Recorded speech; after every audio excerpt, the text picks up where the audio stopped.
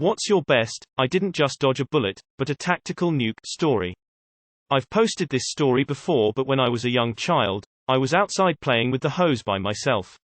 A man appeared at my fence and asked me to come over. I walked over, he leaned down and picked me up. I started kicking at him and he dropped me almost immediately, then walked away. After that I ran inside, hid in my closet and never told a single person.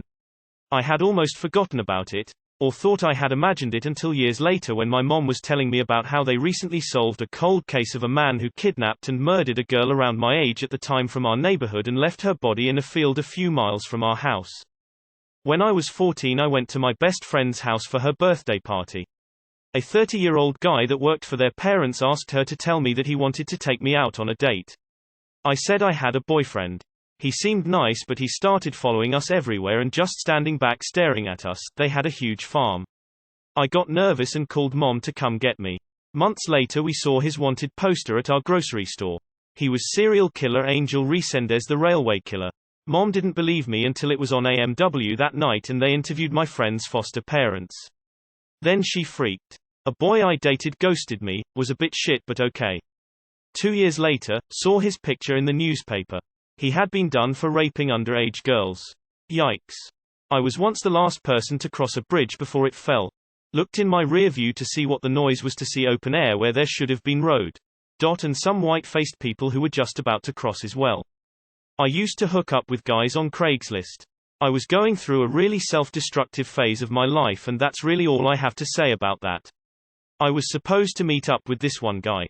I was on the way to his motel room when I get a text from him. Clearly an accident and meant for someone else. It was a picture of me and it said something like, "Got a new toy for us this week." I don't know who it was for, but we were only supposed to hook up that night and then I was leaving. Not me but my godfather. He worked in the second tower that was hit on 9/11. Luckily he had car trouble that morning and had to take his car into the shop. I was bullied pretty badly in middle school by this one kid. Before I could finish 7th grade, my parents and I moved to another state. On my last day in middle school, the kid who bullied me was unusually nice to me. Found out after my last day in middle school in that town that my bully beat a teacher with a metal baseball bat. Apparently he was gunning for me, and got frustrated that I didn't show up and decided to just take it out on a teacher. Last I heard, he went to UV for that. I had 2 friends that were going to score some meth. I almost went with them to get dropped off home on their way back. They were both killed, robbed, and set on fire. Not me, but my mom. One day, a male co-worker of hers asked her on a date. She was friends with him and liked him well enough, but she had a boyfriend at the time so she politely turned him down. He took it like a champ and jokingly said, "You should dump that guy'll treat you much better." Less than a year later, he was arrested for murdering his ex-wife with an axe because she wouldn't let him borrow her car. I made friends with an older guy, mid-20s. When I was 15, he seemed kinda lonely but otherwise harmless. Probably should have recognized that a grown man being friends with a teenage girl was weird, but I was naive and very trusting. He started trying to flirt with me and eventually made some rape threats, at which point I cut off contact and basically told him to get fucked. He was arrested a year later for child porn and indecent liberties with a minor. Can't say it was much of a surprise, but I'm still so relieved that I cut contact when I did. The amount of people in this thread dodging rape and then being murdered is alarming. I used to go to raves and take ecstasy when I was 19-20, in the late 90s. One weekend my friends went to a rave and I had to stay home to watch my little sister.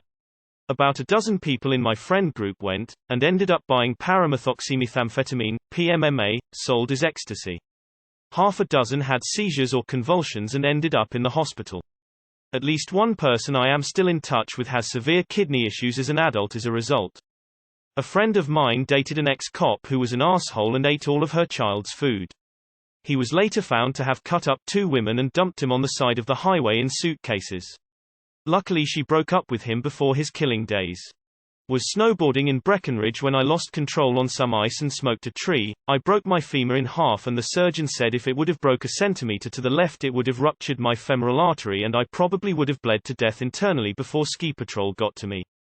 I went to Boston U and lived less than a mile from the finish line of the Boston Marathon. In 2013, my friends and I had decided that we were going to walk down to the finish line to see the end of the race. after a light 9 a.m. drink as is tradition for college students on Marathon Monday. We got way too drunk and decided to go to McDonald's instead. Quite literally dodged a bomb.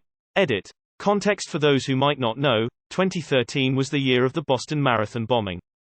Not me but my sailor great-grandfather shipped out of Pearl Harbor on I believe sometime between December 3 and 6, 1941, just a day or few before the attack that left 2,400 people dead, 2,000 of which were sailors.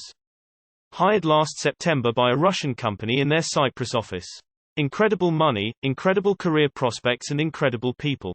In January I am approached by a very good company in Vienna, a place I always wanted to live. I got a good offer early February. I was torn to take the risk to leave such a good position. But I ultimately accepted. A week later Russia declares war on Ukraine. Another week later the Cyprus branch shuts down and everybody in the Cyprus office gets fired. Not me, my high school girlfriend's mom. I was floored by the story. She was out at a bar, and met a cute guy. Charming, suave, he wore a sports coat to this dumpy little campus bar. Said he was a law student, and she almost gave him her number. Almost. Now this was at the time there was a serial murder a few streets over at a sorority house. Women in town were on edge, so she was playing it safe. A week later she sees him in the paper. And gets a call from the Tallahassee Police Department. Apparently they had found her ID, among others, many of whom were deceased, in his personal effects. Turns out she was his type, slender, blonde, age 17-30. He was probably casing her at the bar, and had nicked her ID for her address. The suave law student was Ted Bundy.